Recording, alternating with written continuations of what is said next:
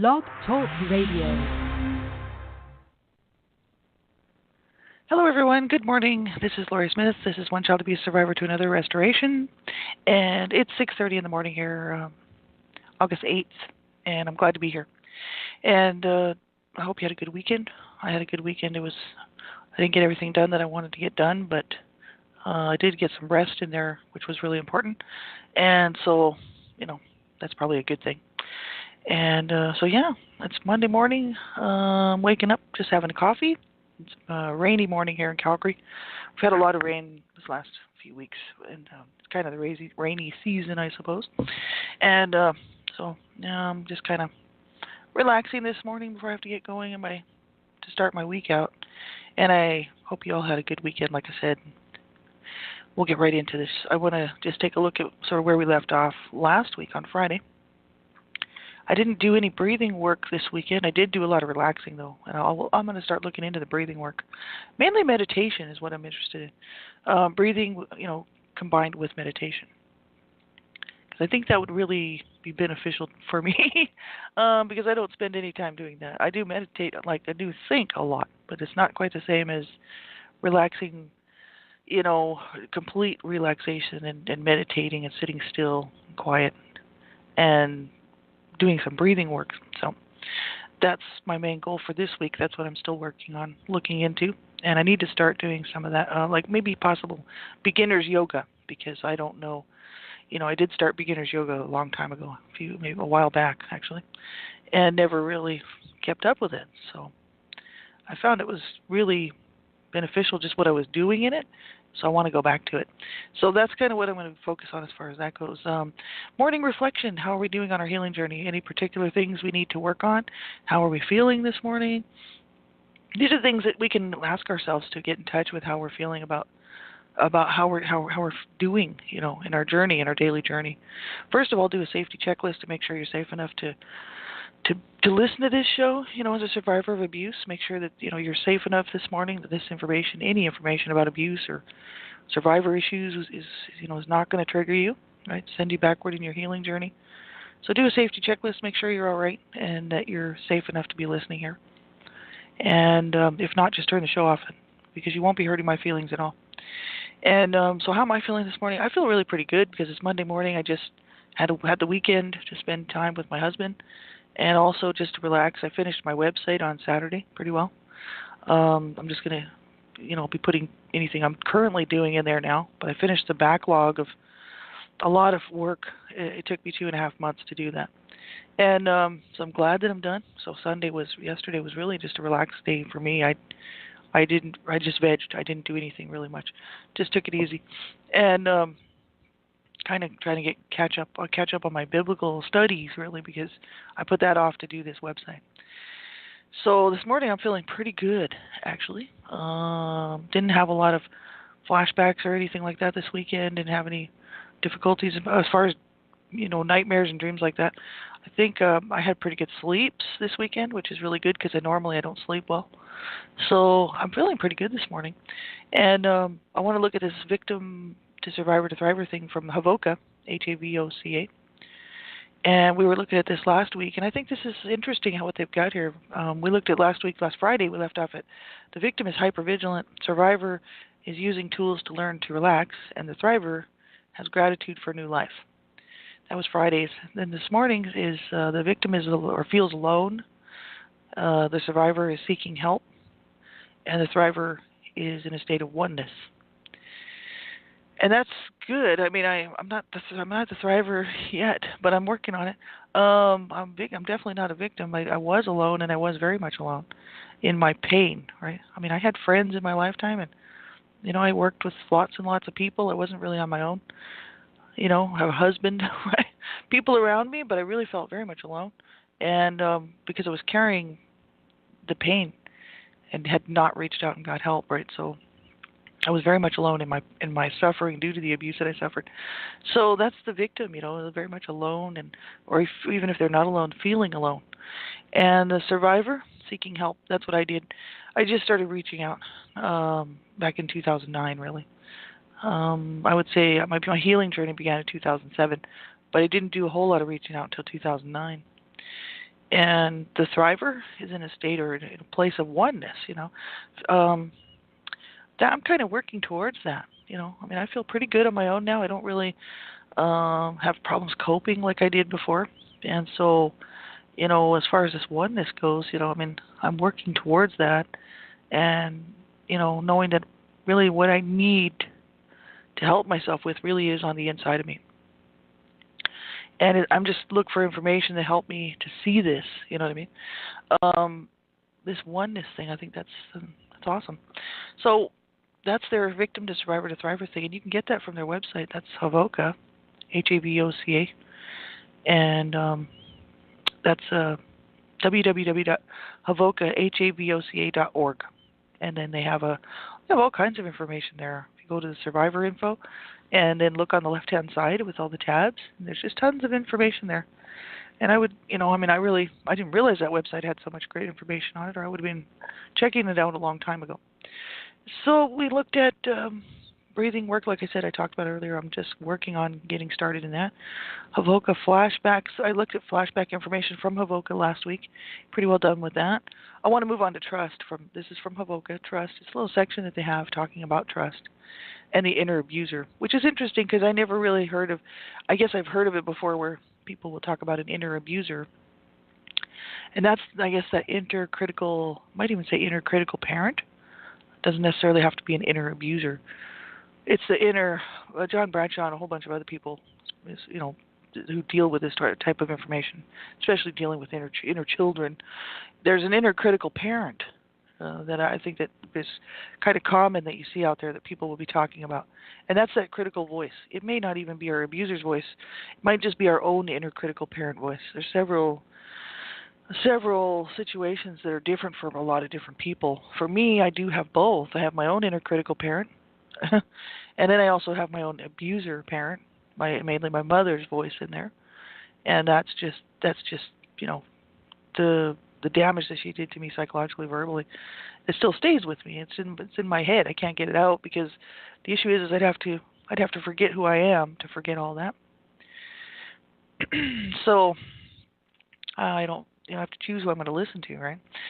That's just old stuff, from being abused, right? It's trauma, PTSD, whatever you want to call it. And but they're talking about trust, and then this inner abuser, trust no one. This is what I was saying. My inner children, actually, I don't think all of them are like that, but there's a few of my inner children who say absolutely trust no one, and they're the ones today in my adult life, in my adult walk, I have to learn to trust people, right? I got to trust my boss at work. I got to trust people. I mean, I don't have to trust everybody. That's for sure. I definitely have my boundaries and I have my limits, but I definitely need to trust those who I believe are trustworthy, who have shown themselves trustworthy, and be able to trust them, because I want them to be able to trust me. I want my boss at work to be able to trust me. I want friends of mine to be able to trust me. So then I need to be able to trust them. But my inner children just absolutely, there's a few of them that say absolutely trust no one.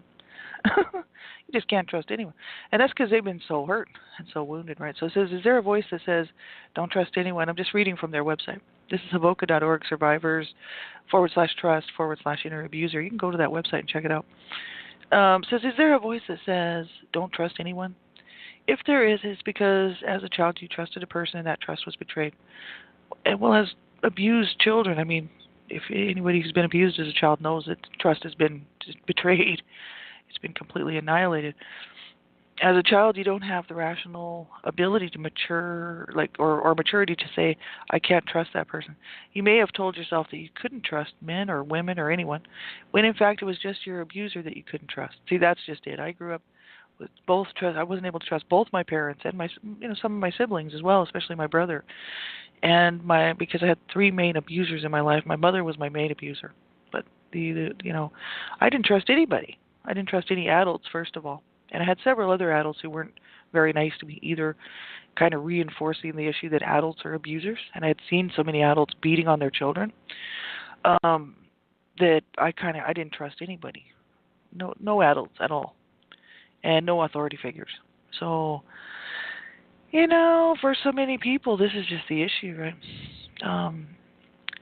And I mean, you can't trust everybody, that's for sure. And it's not just our abusers that we couldn't trust. You really can't trust everybody. And for people to say, "Oh, we have to open up and trust everybody," I mean, that's just ridiculous. There are a lot of sick people out there, and and they don't look sick, and they don't look evil. They look perfectly fine, like everybody else. And then you get involved with them, and you find out they are sick and evil and abusers. So it's you got to watch what we as survivors of abuse really have to watch for re-victimization. That's a big issue. I started working on my boundary work right away as soon as I realized how vulnerable I really was as an adult because of the abuse that I suffered. I realized that I needed to start waking up and setting some boundaries, and I did a lot of boundary work for years. I worked on it for years, and it's not something that happened overnight, but it's definitely helped me out. Because I know now what I'm going to allow in my life, what I won't. I know the signs. I'm looking. I'm just looking for somebody to step into that abuser alignment thing, and then I'm either going to tell them about it or they're out of my life. I don't tolerate any more abuse from anybody. And so we have to know how to protect ourselves. We really do. Or, re-victimization is totally a problem for survivors of abuse, right? And so they said, when in fact it was just your abuser that you couldn't trust. And that's not true. You can't trust other people too. You can't trust everybody. But there are people that, we should be able to trust, right? And so, I mean, it's, we have to be careful. Really, we do. And my little inner children say don't trust anyone. But my adult self knows that I've met many, many people in my lifetime who have been totally trustworthy and didn't hurt me as an adult. So, and even some in my childhood that actually turned out to be really decent towards me, that I actually were part of the reason why I didn't go and kill myself through the years. So, I mean, there have been people in my life that I realized I could trust. Now, as an adult, there's been many, many people that I know have been totally trustworthy and honest with me, and I want them to be able to trust me too. And so there is that level of being an adult, growing up and allowing myself to to not let my inner children make the decisions for me, because that's what I was doing back in. I found that out when I was reading John Bradshaw's work, especially, and Robert Burney. They both have some great work on inner child stuff, and I didn't realize I was doing that my inner children were running my life. My abused, wounded inner children who were really so wounded, that all my adult decisions were made by them. And I was like, wow, this has got to stop. I'm the adult in the situation. I need to make healthy decisions for myself, and adult decisions for myself, and stop letting my inner children run my life. So it was a big issue. I didn't realize I was doing that until I looked into it. And so we'll look at the rest of this article. Maybe we'll finish it off tomorrow. So we'll move on, and I want to look at, let's see, where are we? So now we're looking at some affirmations.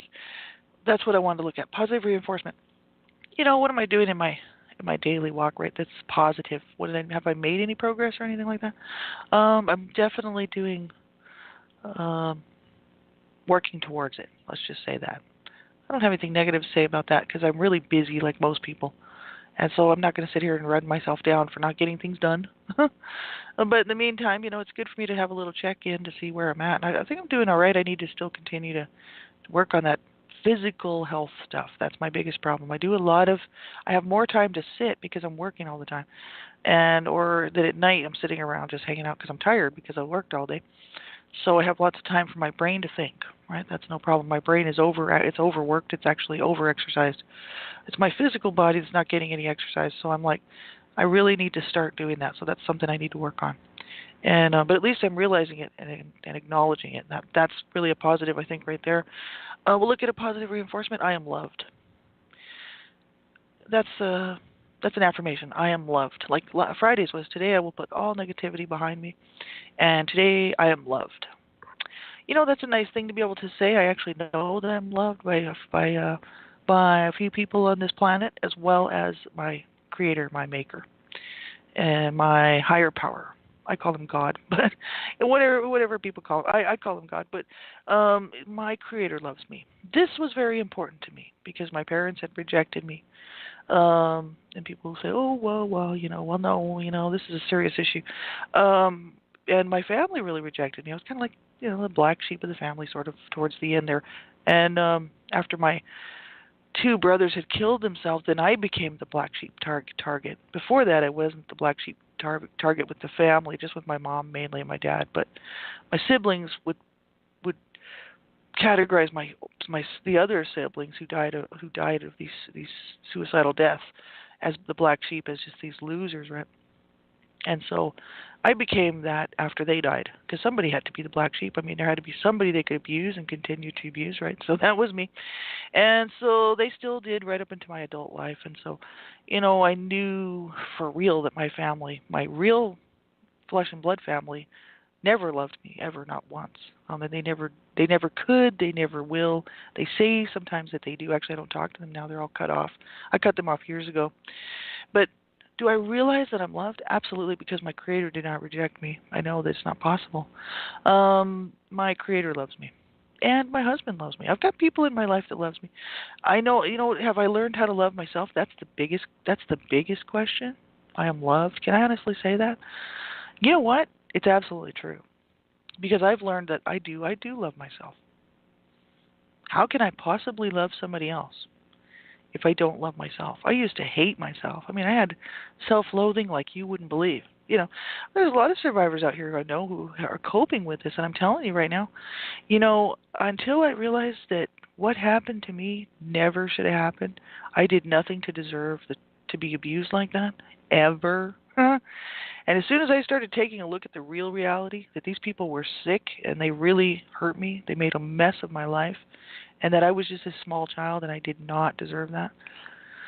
And I started working with my inner children to nurture, to bond, to nurture with them, and to tell them, you did not deserve that. You deserved love and care and kindness and mercy and compassion and good things, and all your needs to be met, and a good healthy start to life, And until I started working with my inner children on this stuff, I used to hate myself. I had a lot of self-loathing going on, self-loathing for my life, for my body, for everything about me. And a lot of problems with wanting to self-injure and wanting to, suicidal ideation and stuff like this, right? So now today, sitting here as a almost 51-year-old person who I never thought I'd live to be this age, I realize that I am loved, and I also love myself. I absolutely do. And I love the person that I was, that little abused child, And I used to hate her. And parts of me, some of my inner children actually still hate some of the other children, which is really weird. I've actually figured that out. Because they can't stand looking at them. Because they're always a problem. It's a real problem for people. I know that I'm loved by what's really, people say, well, the main thing would be that people on this earth would love me. Actually, that's not the main thing for me. Because people are fickle. They might love you one day and then they don't love you the next day. I know that my higher power, my creator, my maker, my life giver loves me. That gets me through the day. Then I know that I love myself, because I never deserved that treatment, and I deserved so much better. It's unfortunate that I got a hard start and that I didn't do anything about it till the age of 42, to heal or to move forward in my healing journey. But I'm glad that I started somewhere. So we just need to start somewhere, right? So, yes, I am loved, and that makes me feel a lot better than I used to, let me tell you. Self-care, what am I doing physically, spiritually, emotionally to care for myself? What can we do to help ourselves, right? We're looking at Irving Studios self-care information. Irving Studios is Michael C. Irving. He's a psychotherapist. He's also a sculptor, and he designed this child abuse survivor sculpture that's in Canada, up here in Ontario. And it's quite a ways from where I live. I'm more towards the west side above Montana, but he's all the way over on the east coast there above, above Chicago and New York and all that. Irving Studios, Child Abuse Survivor Monument. If you type in that into your browser, it'll bring up Child Abuse Survivor Monument information, which is really awesome. You can check it all out there. But he has a section called Self-Care. And under that, he's got affirmations, soothing deeds, and stuff. Last week, Friday, we left off looking at soothing deeds, and I want to continue the list on. These are things that we could do for self-care physically, spiritually, emotionally. Like spiritually, I do a lot of self-care, and I'm really in a good place spiritually. Emotionally, I feel a lot better than I ever did in my lifetime. And physically, that's what I really need to work on because I'm not taking care of myself, and part of me doesn't want to because part of me says, "Oh well, I was abused as a child. They ruined my body. Does it matter that I take care of myself?" And my adult self says, "Absolutely, it does. If you want to keep going, if you want to keep trying to make it through here, then you do need to take care of yourself physically." That's my big problem because they tried to kill me. My parents tried to kill me, and one of my brothers could have killed me. So I mean, as an adult sitting around, part of me, that's part of my inner children, think, what does it matter? They killed us already anyway. The other part of me, I'm working with them. I'm still working on this stuff. This is how damaging this is, right? Part of me says, no, no, I'm an adult. I can take care of myself, and I need to be the adult in the situation, take over the position and the role, take the role on as adult, and, look after myself, right? Nobody can do this for me. I have to do it myself. So some things that we can do that are soothing deeds. We can brush our hair. These are things that we might forget to do. Most people don't forget to brush their hair or comb their hair, but I work from home, so it's real easy for me to get into this mode of not doing these things because I am actually really busy at home. You'd be surprised, actually. I put in 40 hours, almost 40 hours a week at work. And then another, who knows how many hours on my own personal stuff that I'm doing all the time. And with Advocates United for Humanity, Northern Books, whether it's editing books or trying to do something for, the not-for-profit that I'm involved with. I'm actually president of. I mean, I got a lot of things going on. Not only that, but my husband's terminally ill, and I like to spend time with him too. And I got to help him a lot. He can't cook for himself. There's really not much he can do for himself. He can't dress himself, and he can move around. So during the day when I'm working, he can get to the bathroom. He can do these things. He can get to the bathroom if he has to. He can still get himself a drink if he needed to. But he's pretty well, I got to help him, right? So I don't make really the time to help myself because I'm too busy helping him or doing other things. So that's why I thought these would be kind of good ideas, right? We could rub our feet or hands, give ourselves like a hand massage or a feet massage, These are things I see other people doing, and I never think of doing this for myself, right? Because my body is pretty trashed, right? And and it wasn't from from the abuse either. I mean, I had a couple of bad car accidents as well as a teenager, and coupled with the abuse, it just makes it. And I've never taken care of myself, so it just makes it bad, right? Buy ourselves flowers or a house plant. We could do that so we could look after it. Flowers, I love flowers. Buy yourself garden plants and plant them. Not everybody's got a garden, But this is just ideas for people soothing deeds that we could do. Buy your inner children a coloring book. That I did do. I did buy myself. I used to like to color, and I bought myself a coloring book and crayons, and it was fun. Have a cup of tea or hot chocolate. Have iced tea or lemonade. Just do something soothing, something comforting. This is what they're talking about. Have a chocolate or some comfort food. Now that's what I do all the time, and I put on about 20 pounds, and I really need to lose it. Buy something nice for yourself or your house, right? I mean, we can't always buy things for ourselves. I would say, we could rearrange our place if we don't have the money to go buy something new. We could clean it up and rearrange it. Brush our pet, our cat or dog. That I do all. My cat is spoiled rotten. I mean, my cat, we've had her 10 years. She was abused. I mean, this really horrific. But we got her into our lives, me and my husband, and we love this cat. She's the most awesome cat. She's also very, very spoiled. Because we don't have children, so she's our baby, and I mean, we just love her. She's just so precious. So I pet her all the time. So that is very soothing to me, actually. It helps me out because I love her so much, and she loves me, and I know that. So she's my baby, right? Talk to your pets. I talk to her all the time. Turn on the radio or play music. Buy a book or magazine. These are things that we can do, soothing deeds, right? Read a children's book. That's always cool. We can read a children's book to our inner children, right? Read your favorite author or book. So this is just some ideas for soothing deeds.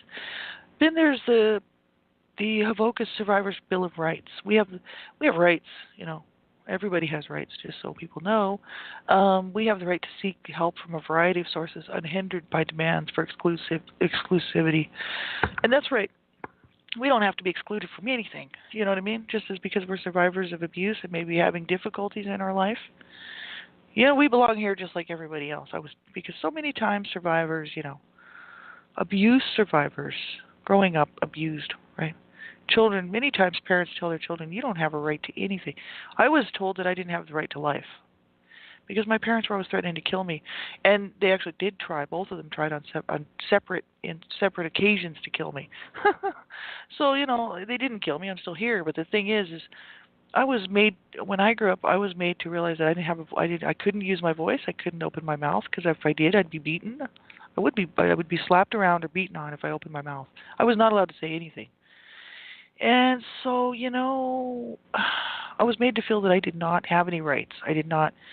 They squashed me down. I mean, that's what they were doing to each other too, my parents, but that's what they did to their children as well, and especially me. And, I have the right to seek help from a variety of sources, unhindered by demands for exclusivity. We have the right to be here, folks, and we did not deserve that treatment. And just because we were abused and made to suffer in this does not mean that we don't have rights. You got to be kidding. We do have rights, and you need to realize your rights, right? And get this information. This is Havoka's Survivor's Bill of Rights. There's another personal Bill of Rights we'll look at. And that's number 5. This is I have a right to recognize and accept my own value system as appropriate. That's right. This is Charles H. Whitfield, MD, Healing the Child Within. And then we'll look at Havoka Getting Started Affirmations. I was born with a limitless capacity for wellness and growth. So I can walk around this all day saying and believing and thinking about the fact that I was born with a limitless capacity for wellness and growth, and that's the truth right there. I agree with that one. Absolutely, I do. Coping mechanisms we can look at. Maybe we'll look at those tomorrow. Take a look at those tomorrow. Brainy Quote. I like Brainy Quote. I don't know if you've ever seen it, but it's www.brainyquote.com. Just like it sounds. BRAINY, Brainy Quote. QUOTE.com. They have all kinds of awesome quotes on there with pictures, and you can share them around on the different social networking sites. And they have awesome quotes, and you can use them. You just can't, you have to tell people where you got them. They want you to share them around, and so you just have to tell people where you got them. So they say the first quote I'll look at here today is, "It always seems impossible until it's done." That's Nelson Mandela. It always seems impossible until it's done. Isn't that the truth? Then you look back and you're like, wow. I never thought I'd be where I am today. Never. I never thought that I'd be even alive today. It always seems impossible until it's done. I made it. So that's why I like to tell people, I like to pass the message on. You can do this. I've had so many people help me out over the years, survivors of abuse, who have been there and know what it's like. And they said the same thing to me, man. They're like, you just hang in there. You get the help you need. You find that help, right? Get help, and you hang in here with all of us, right? We're all doing this together. And another one, in order to succeed, we must first believe that we can. This is Nikos Kazantzakis. Can't really quite pronounce that. In order to succeed, we must first believe that we can. Isn't that the truth? Well, I know that I can do this, and that's just, I really don't have a problem with confidence levels. I tend to be a little bit overconfident, get myself in trouble, because I do things that I can't do, really. Because I think I can do it. It's because I have to believe that I can do it, because otherwise I would have just laid down on the ground probably and just never done anything and had everybody else, just ended up in a psych ward or something, right? We have to believe that we can do things. So in order to succeed, so let's say, if I want to say in order to succeed in my healing journey, I have to first believe that I can, right? So that's a great quote from Nikos Kazantzakis or whatever. What you do today can improve all your tomorrows. That's Ralph Marston. What you do today can improve all your tomorrows. That's very true. Just what we do this one day can improve all our tomorrows. That's awesome. And then we'll look at the Hearts and Minds, Irving Studios, Hearts and Minds Quilts, the meditation gallery. That is really cool. We only have about a minute left here. But this is so good. Breathe in, and I know I am not shameful, right? We went through these before. Reflect on your goodness and the belief others have in you. Breathe in a cleansing breath. Breathe out the shame. Tell yourself that what you would say to another survivor. No, it was not your fault. You did nothing wrong. And show love and care for your inner child. Be good to ourselves. That's what we need to do. We need to be good to ourselves, be good to others. And I wish you a most awesome, wonderful day today, Monday morning. And I hope this week just goes wonderful for you. back on tomorrow morning, same time, same place. Have a good day. Talk to you soon.